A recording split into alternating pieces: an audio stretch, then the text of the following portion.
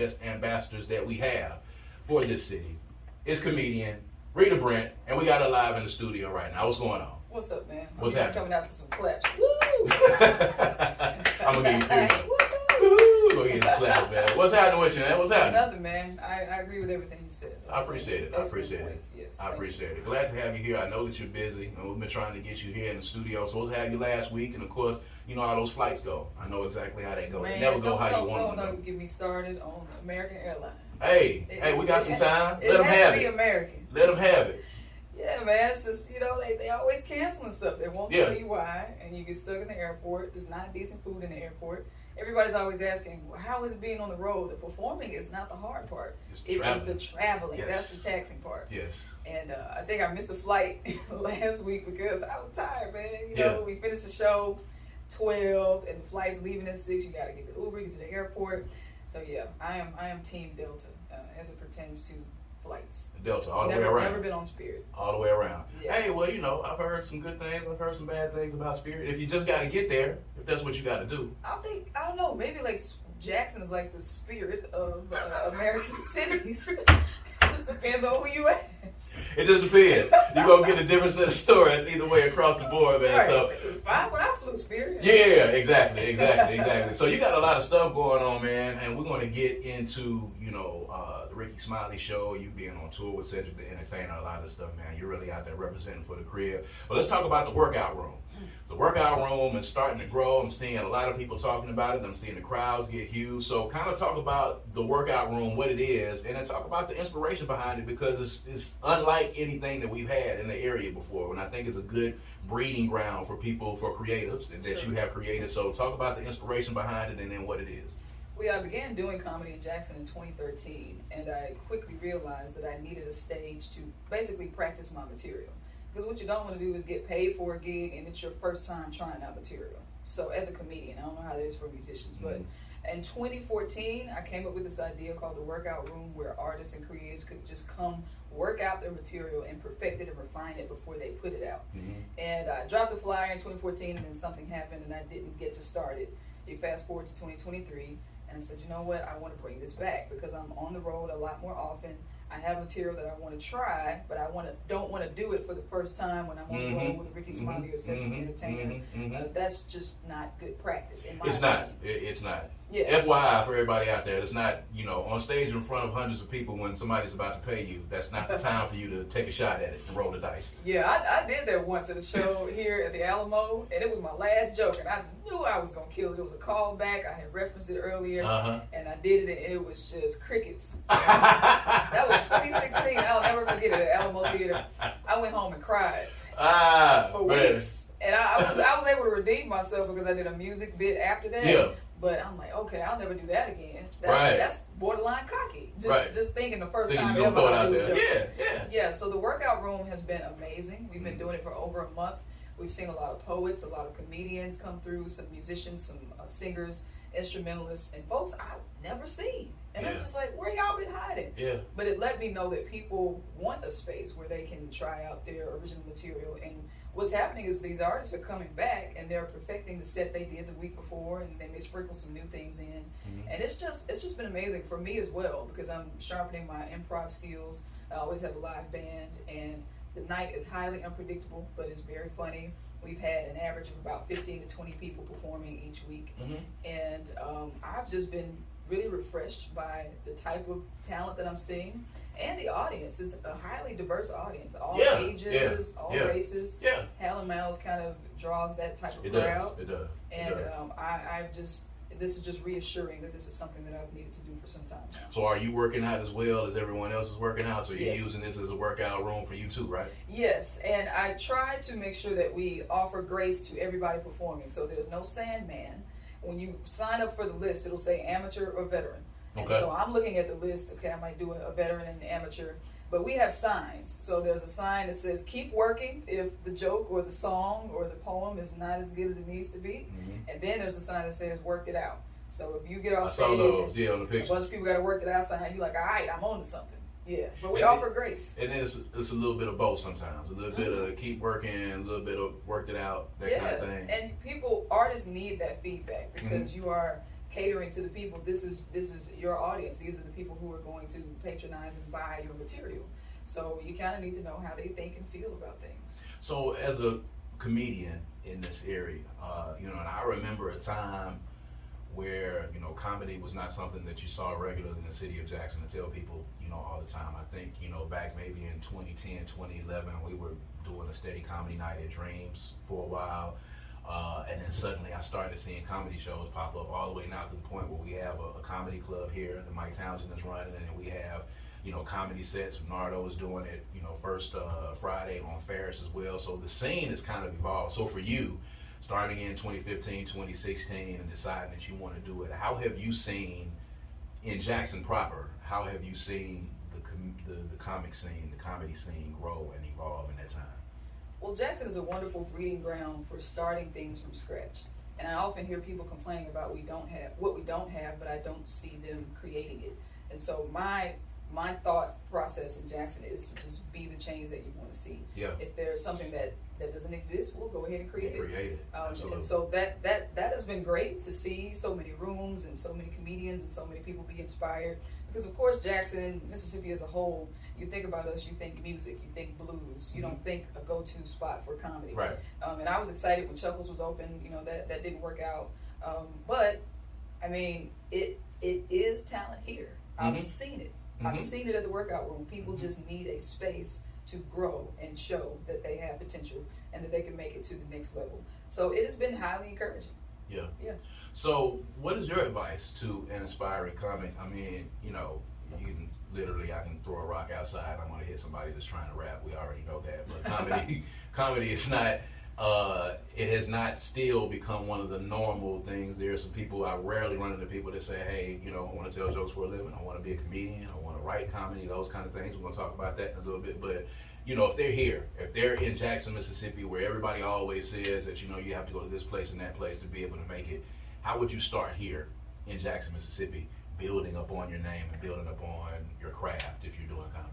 I mean, I started comedy in Jackson at a local comedy show. It was at Suite 106. I don't know if you remember. It was on Terry Road. Yeah. Kenneth Allen was hosting a show called Power of the Mic.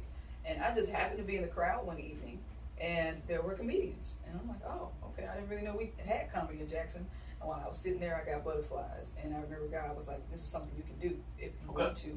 And so I hit up Kenneth, and I said, hey, man, I think I want to try comedy. And I went up the next week, and then that was, 10 years ago. So that all started just at a local show in Jackson. So if it's something that you want to do, you have to find those spaces. You have to show up. You have to keep showing up. And with something I see in comedy, so somebody in your family say, hey, man, you're funny. And you'll go to an open mic and you'll do well that night. You'll come back the next week and you're not as good. And then some folks are like, oh, well, I guess this is not meant for me. No, you have to have some resilience. Right. You have to keep coming back. Right. If it's something that you really desire to do, you have to keep doing it until you perfect it. Keep getting practice. Because I've evolved. When I first started, I was just doing church shows. And then I kind of, you know, branched out into some different venues here and outside of Jackson. But you have to be consistent and persistent if this is really something you want to do. I think when people think that they kill it their very first time, when they really nail it, they think that it's going to continue. They think there's going to be just a constant thing when you go through there, and then when they run into that obstacle, a lot of times they'll say, you know, hey, I don't want to do this anymore. So you do a lot of church shows, and outside of the profanity, of course, as a comic, you know, how do you tailor your shows when you're doing a church show versus when you're doing it in a comedy club or on tour? You know, I actually have comedians who say they cannot do comedy if they are not cursing. I find that to be ridiculous. I find it to be ridiculous. When I was during the pandemic, I had to do a lot of Zoom shows. Once again, there were comedians like, I can't do that. I can't. I'm like, do you have bills to pay? Okay. Right. Well, you should make the adjustment. Right.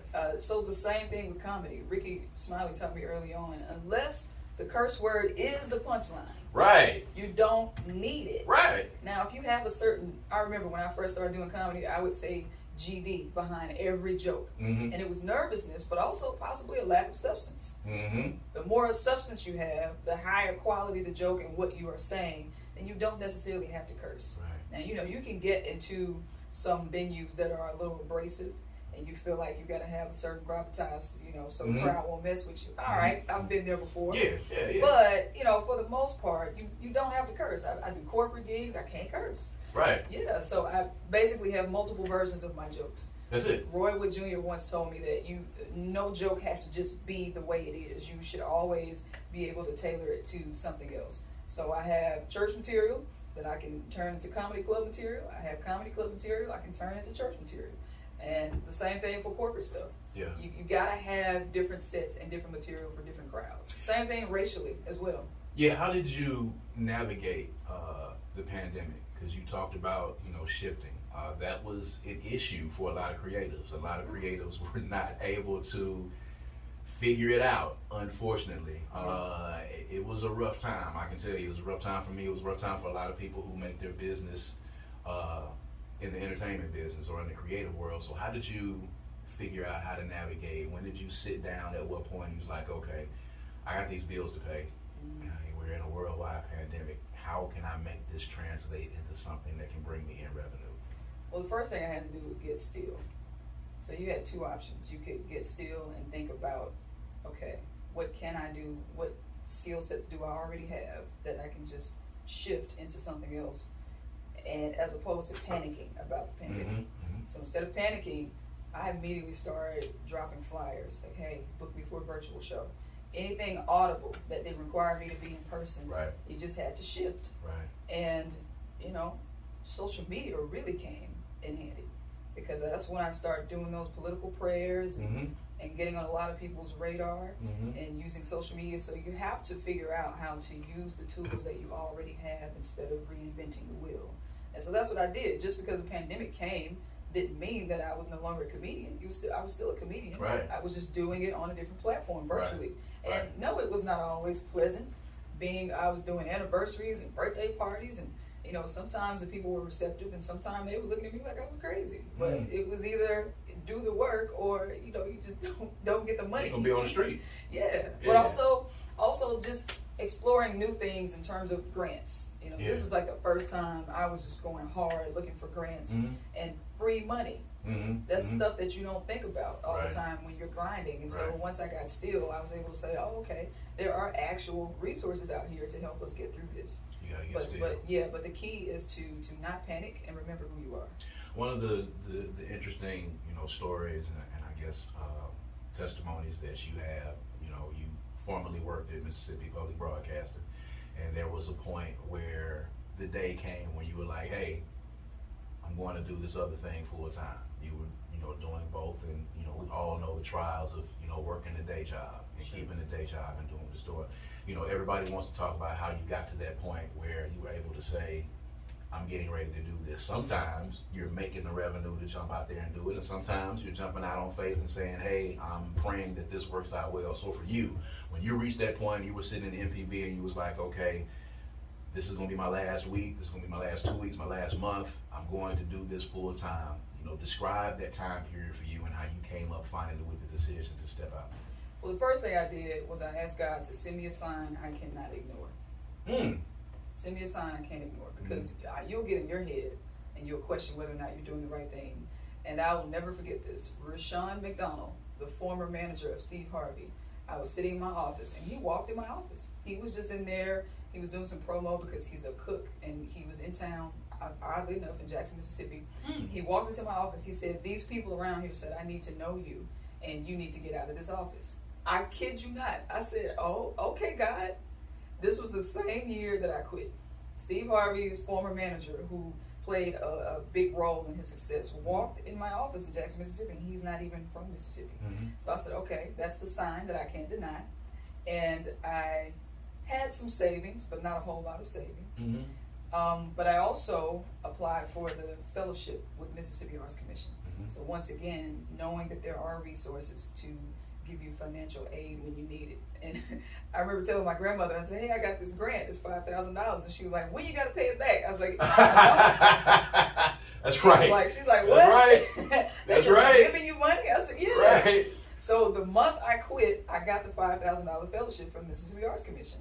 And I said, okay, that's another sign. And God is telling me to get out of my comfort zone. And what you will realize is when you become an entrepreneur, you don't have a crutch anymore. You don't have a choice. You don't have that 8 to 5 to lean on. You have to invest in yourself. It puts a different level of pressure and umph within you to be successful. Yeah. And so at the time I was working with Miranda Joyner, and she was like, all right, we're going to get your brand right. I hit up Rob Benson, one of the best graphic artists in the city, and just start putting stuff out there. Book me, making sure my flyers and everything that I released was professional and it looked like I cared, because people are not going to respond to you in a certain way when you're putting out material that is of low quality. And also, my former boss at MPB once told me, when we were talking about radio ads, he said people don't know what they need until you tell them.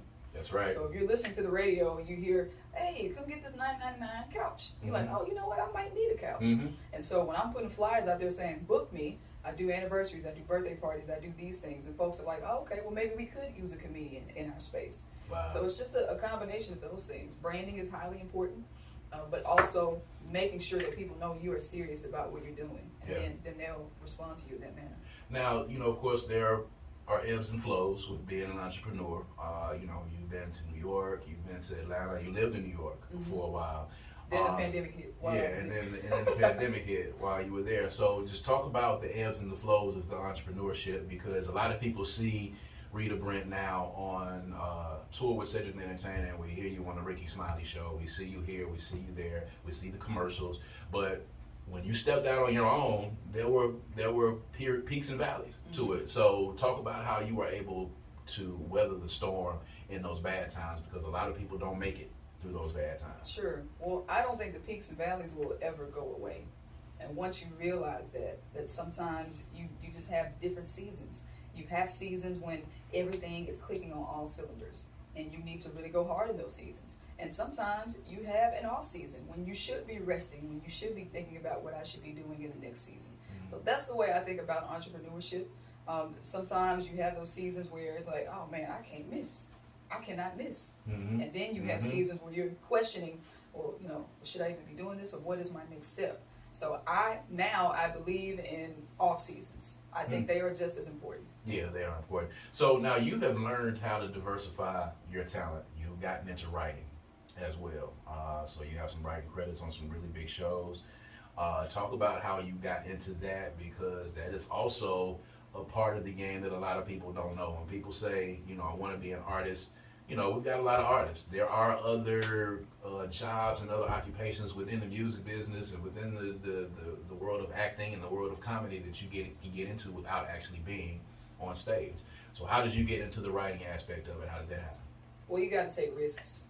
I mean, if you take small risks, those are the kind of rewards you're going to get. But I was on tour with Cedric the Entertainer, and that opportunity also came from me performing in Jackson at Johnny T's. So Jackson is the root of a good bit of my success. Fantastic. But I was on tour with Cedric the Entertainer in Florida, and it was just me and him. It was a two-man show. I didn't even know it. We were in Trump country. This is a point where I was worried about my material, because I'm going through, I'm like, they can't relate to this, they can't relate to this. I was super stressed. But after I finished performing, Ced performs. And I stand up on the side and I watch him. And this night, I decided to take notes and say, oh, okay, he could say this. We do what's called punch-ups in comedy. And I was listening to some material, and I was like, oh, he can say this, and he can say this. And so I had a long list of notes. And I called my mother. I said, Mom, I want to present these notes to Ced, but I'm scared. Like, this is the king of comedy, And she was like, well, what can he say other than no, I'm not going to use it. Right. And I said, all right. So I texted him, and I said, hey, man, here are the notes from your set. And the next night, he used all the notes, and they all worked. And he came off stage, and he was like, yeah, that worked. Say it real smooth. Yeah, that worked out. The little notes you gave me. I was like, cool. That's all I got. That's fine. Yeah. So fast forward at least 3 months, I get a text from Ced's manager saying, Ced wants you to write for him for the Emmys. And I was like, what you mean? What you mean, write for him for the Emmys? Right. I said, you text Rita. You got the right number. Yeah, I just got on tour with y'all. What you mean? And he's like, no, he wants you to write for him for the Emmys. And I said, okay. So at this point, I'm freaking out because I've never written for an award show. Now it's real. And especially not an award show like the Emmys. Yeah. You know what I'm saying? Yeah. Jackson Music Awards, cool. I'm walking in this thing comfy. What's up?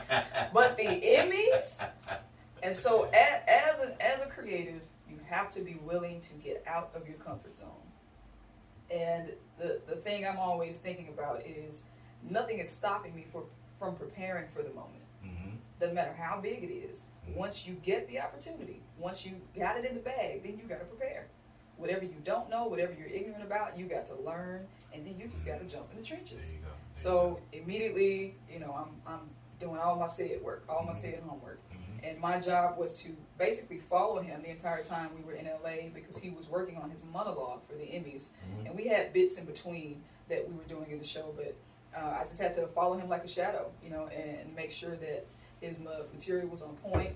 And as he was working it out, essentially, that's what he was doing. He was working it out, just like we do in the workout room.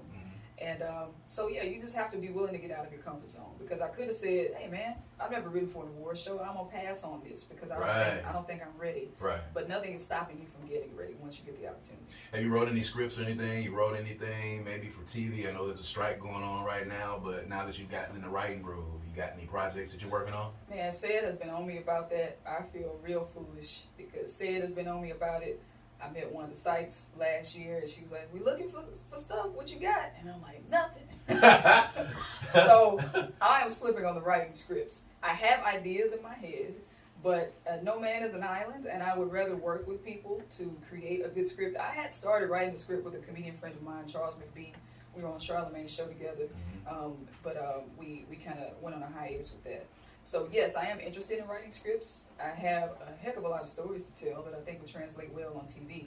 But I would prefer to have people who have been on that side of things, TV and scripts and films, to kind of lead the way for me. Cool. Yeah, I'm just acting real scared and you got to do it. I'm being a little lazy on that part. I ain't gonna lie to you. You said a lot of inspirational things. I think that people can take in. Now, you are practically a regular in my eyes on the Rickey Smiley show.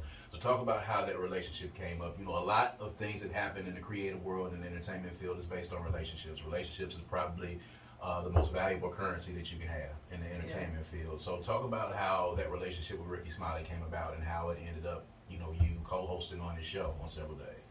Yeah, so something I've dealt with a lot in my entrepreneurship is fear. I get really anxious very quickly, and at times it has paralyzed me. But back in 2016, there was an open mic competition at the Stardom Comedy Club in Birmingham. And what happened was if you won that competition, you would get to perform in the big room at the Stardome. This is Rickey's stomping ground. This is pretty much where he was discovered and where he has blossomed as an artist. So I won that open mic competition, and the co-owner of Stardom said, "Hey, I want you to meet Rickey Smiley because I feel like y'all are kind of similar." And I met Rickey, and he saw me perform that evening at the Stardome, and it was like, boom, we want you on all the shows.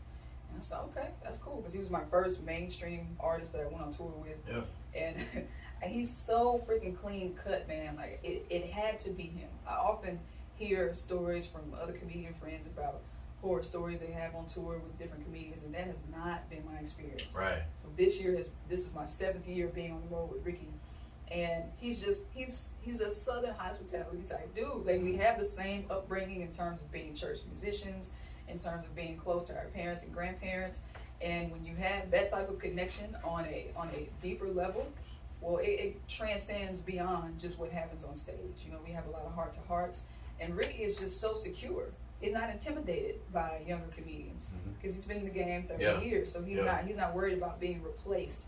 And sometimes you'll see a clashing between the old heads and the younger comedians, especially with social media, and they feel some of the old heads feel like the younger comedians are not earning their stripes. But no, Rickey's not like that. He's highly embracing.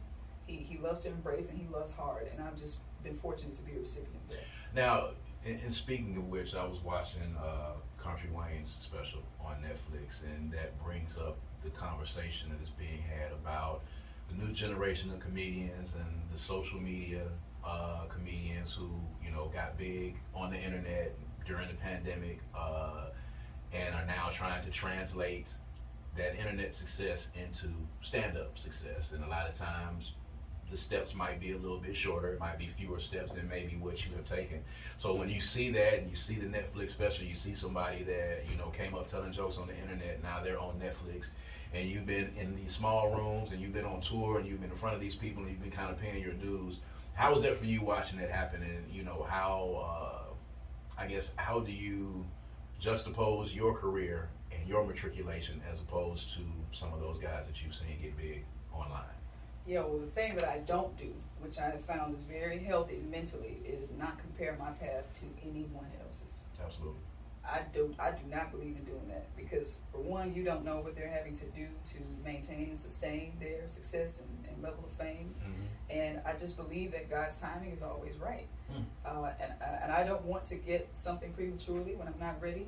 That has happened to me before, where I've auditioned for something and I felt like I should have gotten it and I didn't. Somebody else got it that I may have even known. Mm-hmm. I'm like, well, that's their destiny and mine is my destiny. But in terms of internet comedians, I think they're in such a precarious position because they're always performing in front of people who are obsessed with them. And sometimes that judgment, you don't always get the genuine judgment that you need. So if you're performing in front of a crowd that absolutely loves you, no matter what they say, no matter what you say, they on board. Yeah. But for a Netflix special, and this is your first introduction to people who don't know who you are, they've not been on your bandwagon the entire time, well, that's going to be a little challenging. Mm-hmm. So if I were an internet comedian, I would, number one, make sure I have writers, accountability partners in the game to help me see if my material is ready to be put out publicly. That is good. That is good practice. Mm-hmm. I do that now. Yeah. You do a lot of writing sessions with comedians. Like, hey man, is this good enough? Should I scratch it? Mm-hmm. Where can it go? Mm-hmm. What meat am I leaving on the bone? But yeah, for the internet comedians, it's just really challenging. Yeah. Because you can't you can't edit a special necessarily, what I mean? Right. Or when you're doing your material on social media, you can edit until you get it right, the highlights, and then that's what you post. Yeah. But when you're doing stand-up, that's pretty much all you have. You have to stand on that. It's a different beast. So it is always great to see some of them convert their material online to stand up. I think Ryan Davis is really good, kept on stage, Tony Baker. Yeah. Folks who are really good on social media, and then they're beasts on stage. I love to see when that magic is made. Yeah. But I think some other social media comedians just need to take their time, or curate your special in a way that highlights what you do on social media. Mm-hmm. If that's how you came up, if that's how people respect you, well, why would you deviate from that? Right. Right. So I think you need to curate it in a specific way that works in your favor. Yeah. So you're multi-talented. You are a musician as well.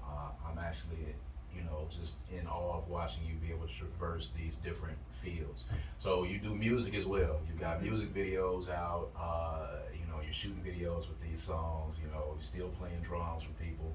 How are you managing that time, and do you have any aspirations of putting together a multifaceted type of album?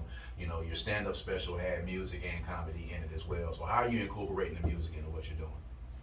Oh man, it's tough. I used to work with Elder Kane at WJSU, and I'll never forget, he said this to me. He said, "Rita, you are talented to a fault."